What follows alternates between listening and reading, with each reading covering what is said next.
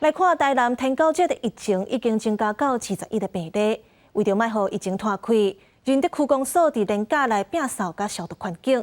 一寡民众爱囤物件，讲袂听的，拢强制甲清掉。另外，抽查建案的工地有验到水厝，已经下令厂商爱停工1礼拜做环境的消毒。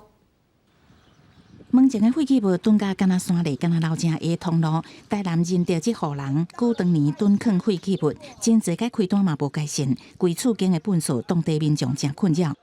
影响到我们左邻右舍的环境卫生。我惊阮遮嘛会着啊。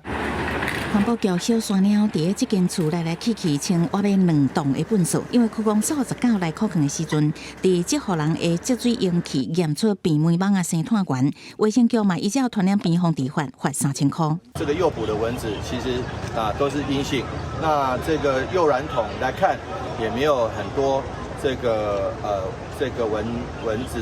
孑孓，那所以高度怀疑是从外地或是从其他的人传过来的。台南的本土登记者疫情愈来愈侪，2月新增加4例，目前累计21例，已经为认得探到东区永康鲜花这个所在。所以5日这年假头一天，市政府发动局处甲区公所做环境的清洁，过去建筑工地有查到真侪所在有水汽，发现许多瓶罐废弃物外，也发现阳性容器及地面积水的情形。